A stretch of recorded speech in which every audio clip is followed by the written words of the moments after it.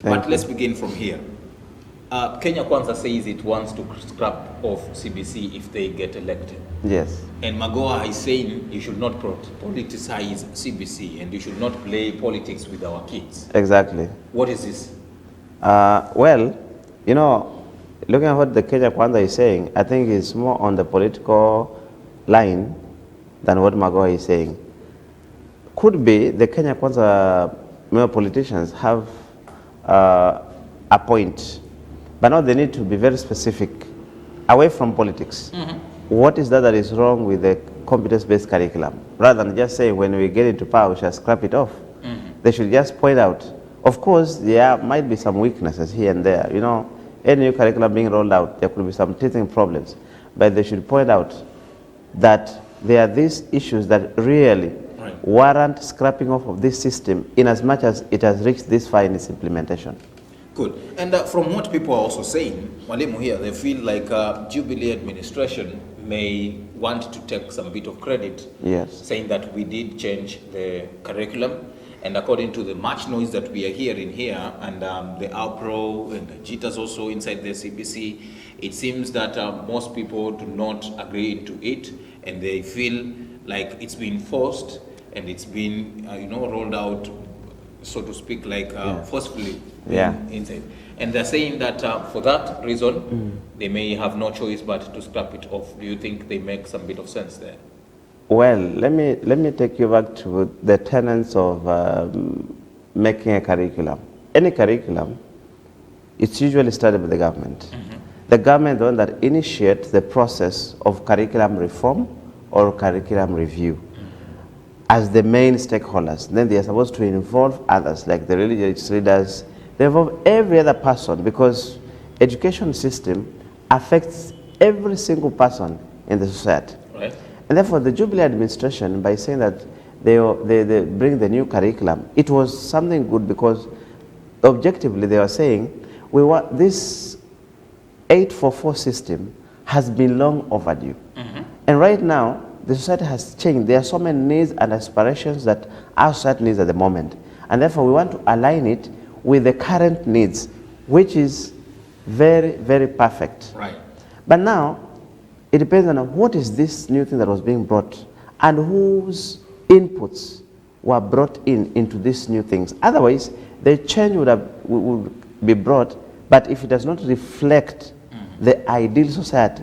And when I talk of the ideal society, we are talking about how does it inculcate values? How does it inculcate attitude, skills, and knowledge that are actually in tandem with now in the 21st century skills that are required? Right. Yeah. Go.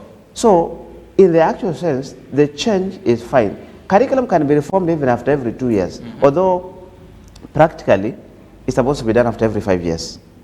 But it can be done when there is need.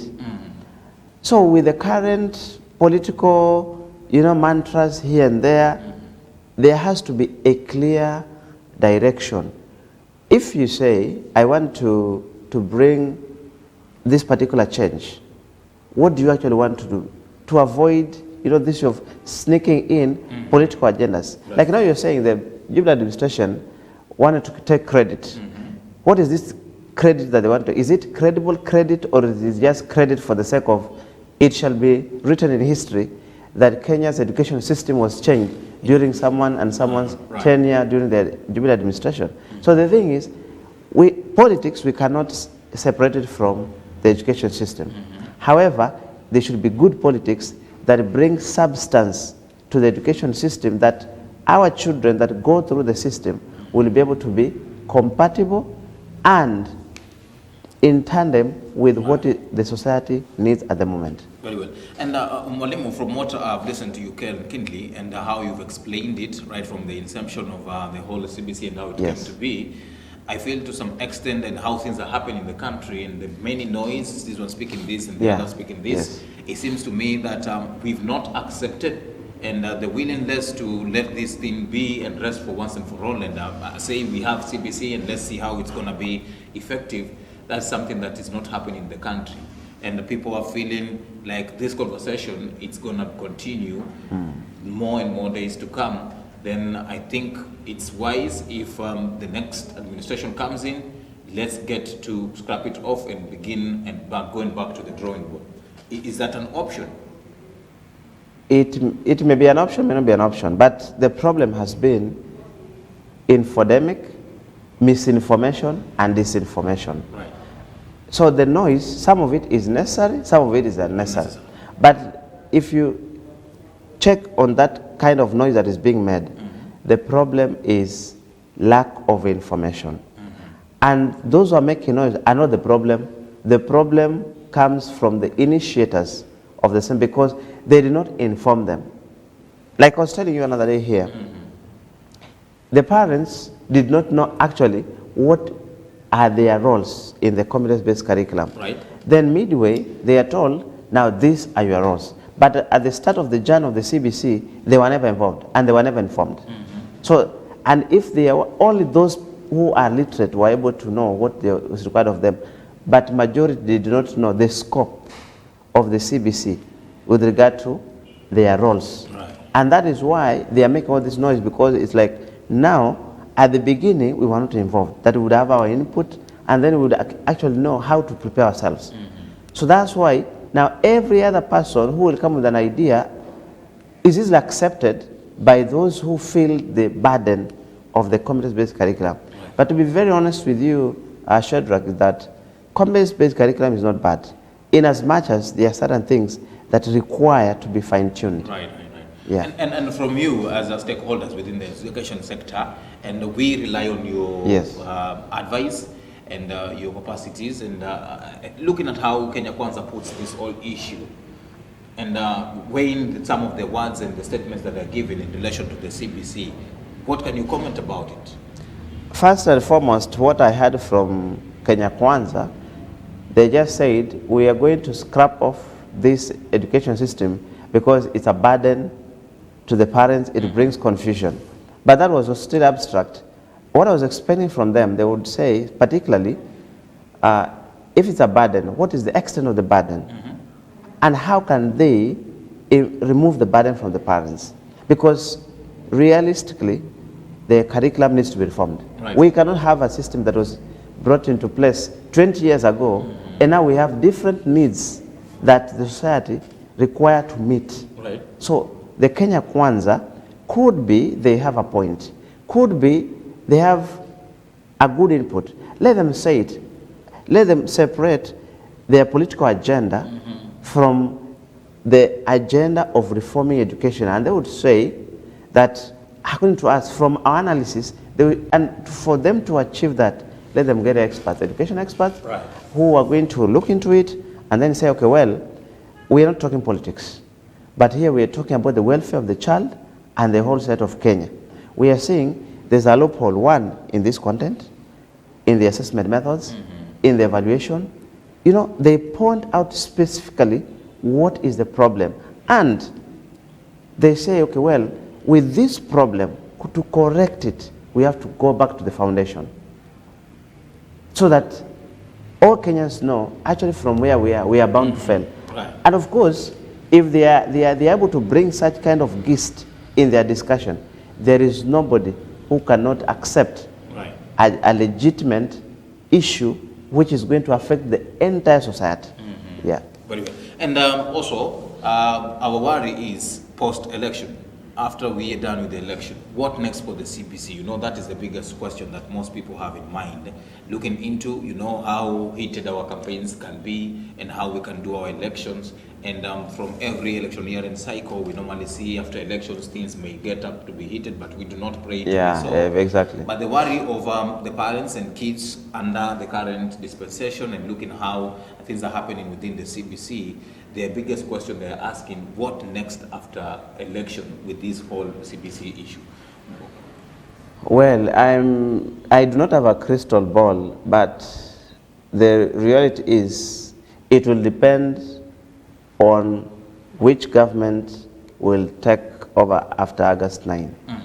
But what I would see, and I would foretell, is that after the elections, I think there is going to be some review on some of the things that are affecting the competence-based curriculum, which for me, as an education expert, I would wish whether it is whichever side will come into power after August 9, is let them look at the weaknesses of this curriculum. Let us divorce our discussion from politics and partisan, feeling that since I'm not the one who brought it into power and into implementation, let me scrap it off. And even if it's the same administration, let them not force it into our throats. Where there is a problem, let it be checked. Let there be a change. Because like what the CS is saying, well, he has a point by saying that CBC is there to stay. But CBC is there to stay to serve whose purpose? To serve what intentions? Should it just be there to stay like a statue, or just be there to serve the Kenyan child? So let it be there to stay, but staying, serving a specific objective, and the objective is to prepare children for posterity in the society. Right.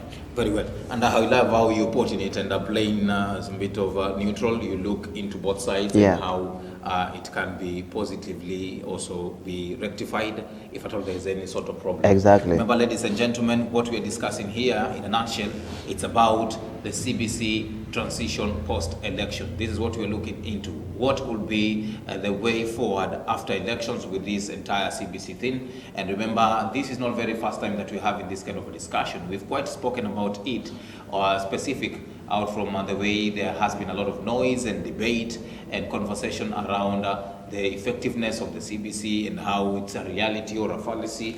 But also, Mwalimu, coming back to you here, yes, and the way things are happening to me, we've seen the ongoing constructions of classrooms here and there. Yes. And yes, it is like the government is so serious about this issue.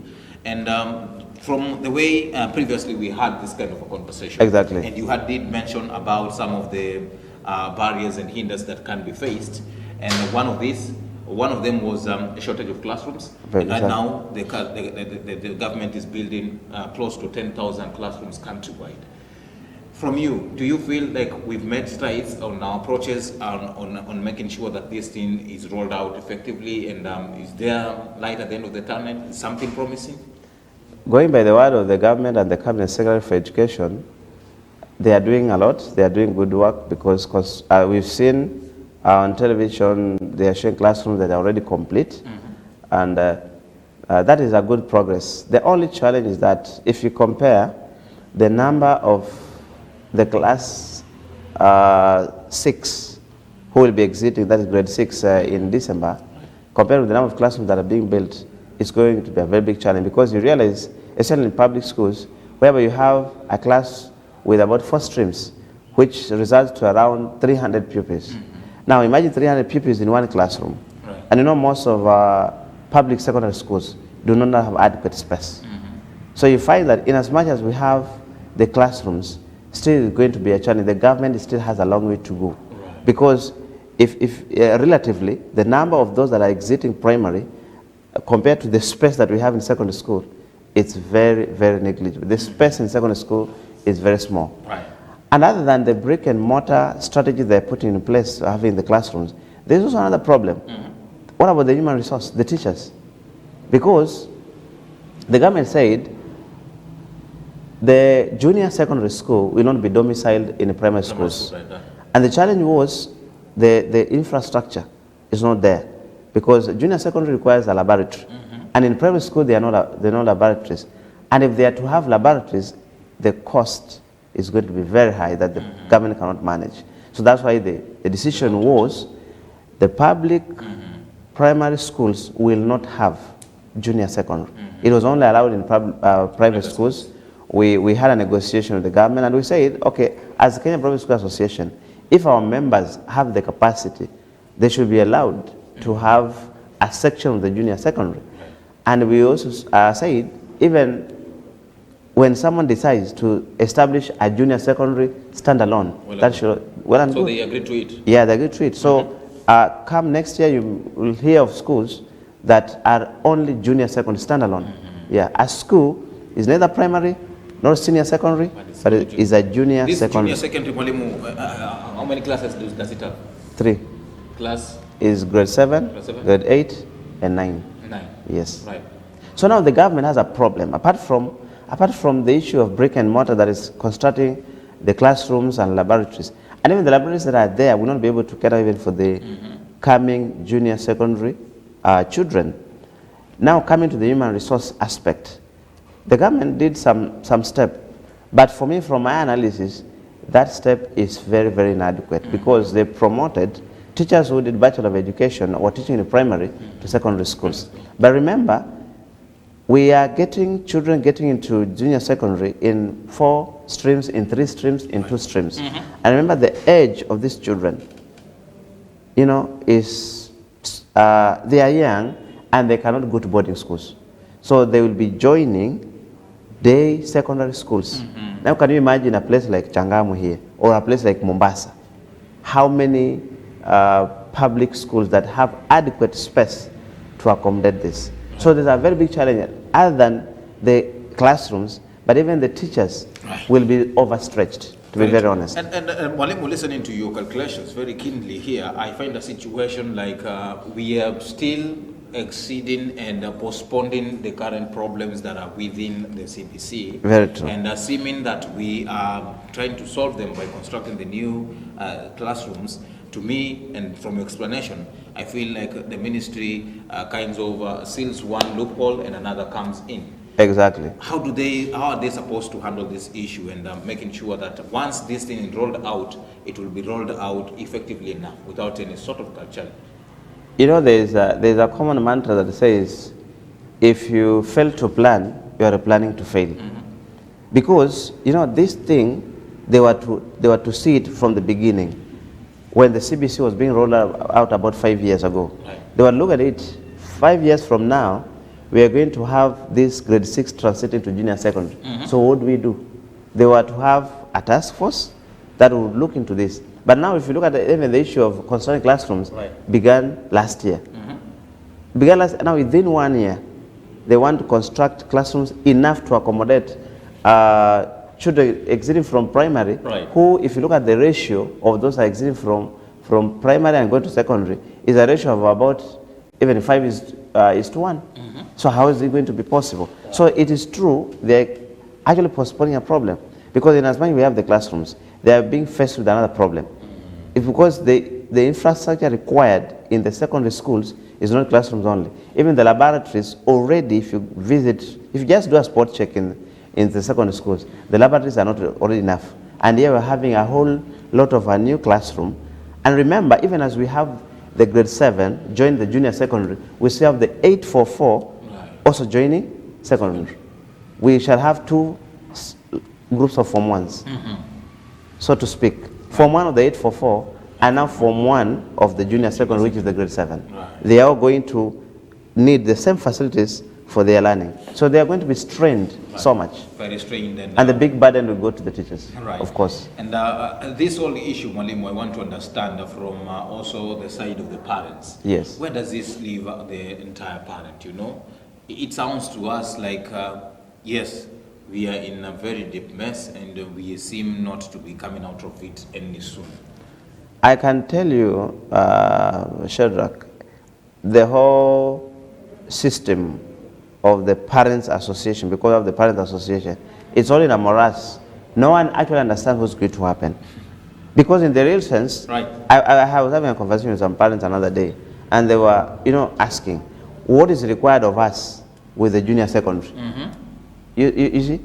What they are told, because there's some, traditionally they used to, when my kid completes primary school, will choose a secondary school, maybe Alliance, we'll go to Changamwe, we'll choose Maranda, you know, something like that, some sort of schools. But this one, there is nothing like choosing a secondary school. So the biggest question is, how will the grade 7 be enrolled in the junior secondary? That one remains a mystery. And the ministry has not come clear about it? Has not come clear, because in the first place, even the grade 6 examination, which is going to be done in November this year, it is not a certification examination. It is just a formative examination. There is no certificate on that. And in fact, one of the questions, one of the parents was asking me, what if my child completes grade 6 and for some reason or the other, in as much as the transition is free, is unable to proceed to junior secondary, that means my child will have no evidence that was once in school. Right. Because there's no certificate that shall be awarded. Right. Yeah. And you also, that one is also a challenge and something that a very big challenge, because currently in the 844 system, when someone completes class 8 and does not go to secondary school, right, has an evidence that I was in school. But now with the current system, there is nothing like an evidence that you show that you were. So where do we get our first certificate, Mwalimu? The first certificate is acquired in grade 12. Okay. Yes. So after grade 9? After grade 9, Go to senior secondary. It's still formative exam. Formative exam is an examination that no certificate issued. So summative exam in the competence-based curriculum is only in grade 12, whereby the children will sit for examination known as Kenya Certificate of Basic Education Examination. It's another variation of a KCSE. Okay. Yeah. So in a nutshell, you're telling me like students going forward, they will be having just one certificate? Just one for the basic education. Kenya Certificate Basic Education Examination. Instead of KCSE, now it will be KCBE. And I think it will improve on reduction of number of dropouts. You know, people will be fearing like if I drop out from school, I may not have any certificate to show. So I'll be forced to go until grade 12. Of course, that's the advantage. But you know, sometimes, even if something can be free, but there could be some inevitable circumstances that perhaps may make a child not continue. Because even at the moment, we have free primary education. Not all the children of school-going age are in school. There are other reasons that make them unable to continue. And even in as much as we cross the bridge when you reach there, but there's also a challenge how the children will still transit from grade 9 to senior secondary. Because the junior secondary ends at grade 9. And then the transition process from grade 9 to senior secondary is also not known. It's like what we are experiencing right now. So perhaps when you get there, we shall have gotten a solution to how the transition is going to be. But at the moment, it is a whole lot of confusion. Very true. Right, and we will cross the bridge once we get there, Mwalimu, I believe. Yeah, exactly. Very well. As we finish also, let's talk a little bit concerning the national examinations. And we do understand that we'll be having how many examinations? This year we're having 3. 3. Yeah. The grade 4 one, is it complete or not yet? Not yet. Not yet. We'll have, okay, the national examinations, we have the grade 8, the standard 8 for the 844 who are sitting next month, plus KCP. That is the normal KCP. Yeah, the normal KCP. And the 844 KCP, I think even the CBC now has become normal. Right. So we have the KCP in March and the KCSE. Is this the last KCP that we're having? No. No. Last KCP is done next year. Next year? Yeah. Okay. So now this is the penultimate examination for the KCP. So we have KCP, KCSE. Then December, in fact we have 5, not even 3. This year we have 5. The 2 we have in March. The 2 are in March. And the 3 in November, December. So the 3 in November, December, which one are they? Grade 6. The current standard 7 for the 844. And the Form 3s. The current Form 3s. Current Form 3s will be joining Form 4 on the 25th of April. Okay. Yeah. Right. Of course, that is we needed to clear on that, and of course, I do believe schools are also prepared and in line with that. And just to finish up, Mwalimu, on the education and the examination part. Yeah. How do you feel school prepared with this education, with these examinations that are coming on board here, and is it easy for them with the much concentration of building classrooms and issues about that as well? It has not been easy because of time constraints. These terms were so much squeezed, and the teachers are really struggling to cover the syllabus. And in fact, if you look at, leave alone this term that this year that we are already winding up, the coming school calendar is the toughest. Reason being, you know, it starts on the 25th of April, and by November, the teachers should be through the syllabus. There's only 1 week break from one term to the other. Okay. Only 1 week break. So it's going to be a marathon? It's going to be a really marathon. And honestly, completing the syllabus by the teachers, by listening to what they speak, is all going to be a real Herculean task. Okay. Yeah. And of course, for the students also, it will be so much stressful, don't you think? In fact, so much, let us pray, in fact, that these children will not start some, arson issues, so as to ventilate their anger and fatigue. So a lot of guidance and counseling, I can advise the teachers, they need to really do it, because 1 week break is no joke. Right. Of course, during our time, when you tell us we are going for a 1 week break, you'll have to convince us so well. Exactly. But we are so much grateful, Mwalimu, for your time. Thank you. And if somebody wants to meet you, exactly where can they find you, and at which is the school exactly? My school is still in Mikindani Royal Comprehensive School. And I also have another one at Jomvu, so called Jomvu Royal Comprehensive School. If you don't find me in school, you can find me in the KPSA offices here in Mombasa or Changamwe. Yeah. Right. Of course, that is Mr. Elisha Mwango, the current acting chair, KPSA. Offices located in Changamwe here at Ngomo Plaza there, and of course also in Mombasa. And if you want to catch him at school, it's Mikindani Royal Comprehensive School here in Mikindani, and also Jomvu Royal at Jomvu Aldina area. But of course, we are so grateful, Mwalimu, for coming through. Thank you. And we do believe that some of this conversation, upon reaching the recipients and the audience, yes, it will bring some bit of change. Exactly.